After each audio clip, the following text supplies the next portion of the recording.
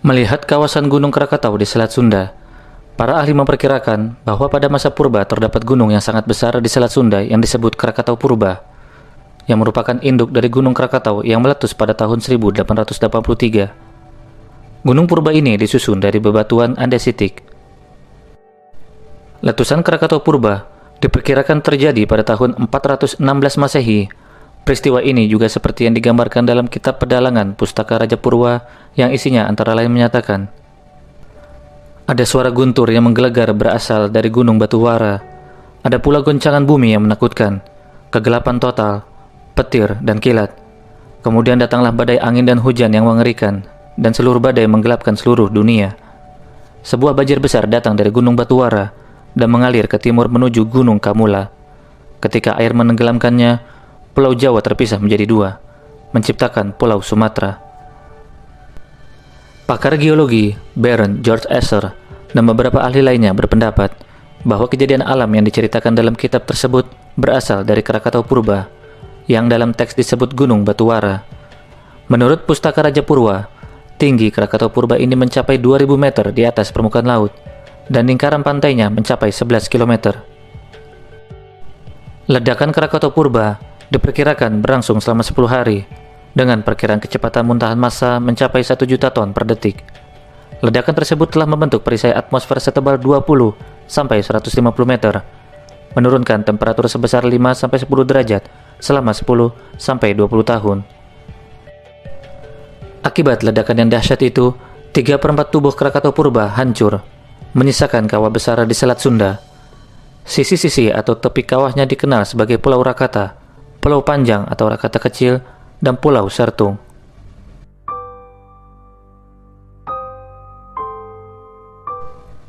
Pulau Rakata, yang merupakan satu dari 3 pulau sisa Gunung Krakatau Purba, kemudian muncul akibat dorongan vulkanik dari dalam perut bumi, dan terbuat dari batuan basalt, yaitu jenis batuan yang terbentuk dari magma yang mendingin dan mengeras, dengan atau tanpa proses kristalisasi.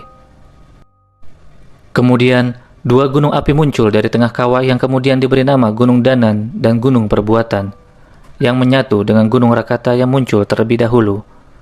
Persatuan ketiga gunung api inilah yang disebut Gunung Krakatau.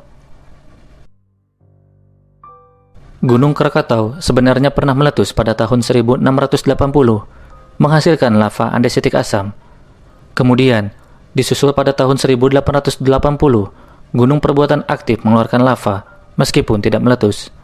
Setelah masa itu, tidak ada lagi aktivitas vulkanis di Krakatau hingga 1883.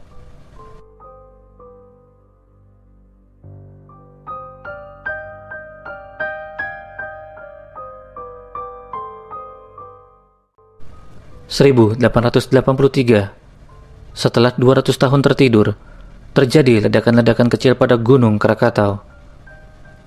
Itulah tanda-tanda awal terjadinya letusan dahsyat di Selat Sunda, yang mencapai puncaknya terjadi pada 26 sampai 27 Agustus 1883. Selama 20 jam 56 menit, Krakatau mengamuk bagai kiamat. Langit di pesisir Selat Sunda dan Lampung mengalami kegelapan. Laut mengamuk dengan gelombang melebihi tinggi pohon kelapa. Suasana seperti kiamat ini mencapai puncaknya pada pukul 10 pagi, dengan ledakan super dahsyat yang terjadi pada Senin 27 Agustus 1883.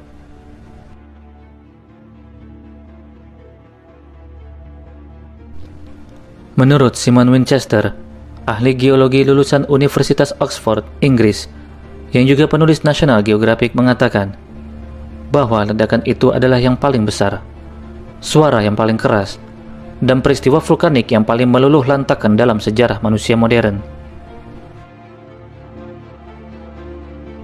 Suara letusan itu terdengar sampai di Alice Springs, Australia, dan Pulau Rodrigues dekat Afrika, yang jaraknya mencapai 4.653 km.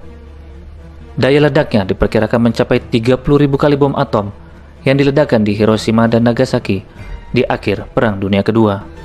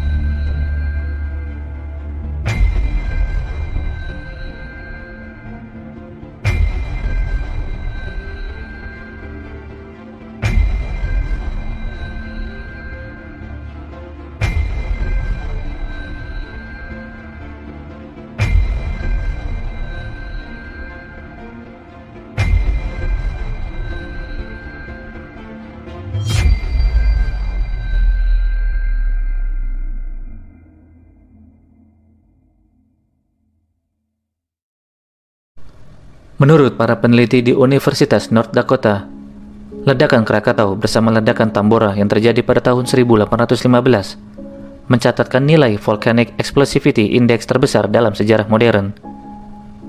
The Guinness Book of Record mencatat ledakan Krakatau sebagai ledakan yang paling hebat yang terekam dalam sejarah. Menjelang pukul 17 sore, gelap pekat bahkan melanda seluruh pantai barat Jawa sampai Batavia.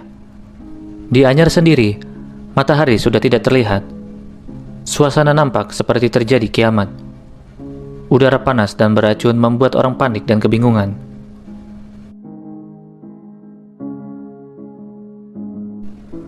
Di lautan, saksi mata Kapten kapal Charles Bell, W.J. Watson, yang saat itu ada di Selat Sunda menggambarkan ledakan Krakatau mirip artileri alat berat dengan interval 1-2 detik.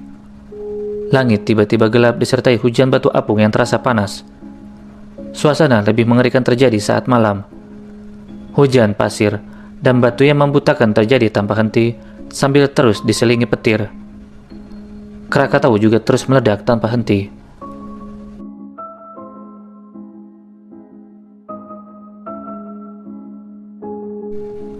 Ledakan Krakatau telah melemparkan batu-batu apung dan abu vulkanik dengan volume 18 km kubik. Semburan debu vulkanisnya mencapai 80 km. Benda-benda keras yang berhamburan ke udara itu jatuh di dataran Pulau Jawa dan Sumatera, bahkan sampai ke Sri Lanka, India, Pakistan, Australia, dan Selandia Baru.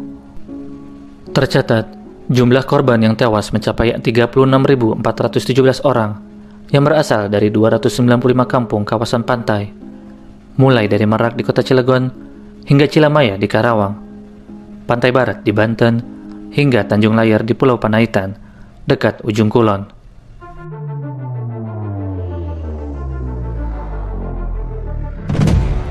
Sejak tahun 1927, atau kurang lebih 40 tahun setelah meletusnya Gunung Krakatau, muncul gunung api yang dikenal sebagai anak Krakatau dari kawasan kaldera purba tersebut.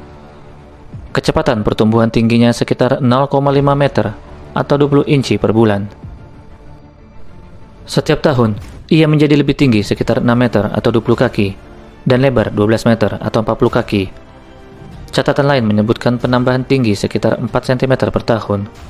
Dan jika dihitung, maka dalam waktu 25 tahun, penambahan tinggi anak Krakatau mencapai 190 meter atau 7.500 inci atau 500 kaki, lebih tinggi dari 25 tahun sebelumnya. Penyebab tingginya gunung anak Krakatau disebabkan oleh material yang keluar dari perut gunung baru tersebut. Saat ini, ketinggian anak Krakatau mencapai sekitar 230 meter di atas permukaan laut. Sementara gunung Krakatau sebelumnya memiliki tinggi 813 meter dari permukaan laut. Menurut Simon Winchester, fakta-fakta geologi dan seismik di Jawa dan Sumatera yang aneh akan memastikan bahwa apa yang pernah terjadi pada suatu ketika akan terjadi kembali. Namun, tak ada yang tahu pasti kapan anak Krakatau akan meletus besar. Beberapa ahli geologi memprediksi letusan besar ini akan terjadi antara 2015 sampai 2083. Walau pakar lain menyatakan tidak ada teori yang masuk akal tentang anak Krakatau yang akan kembali meletus dahsyat.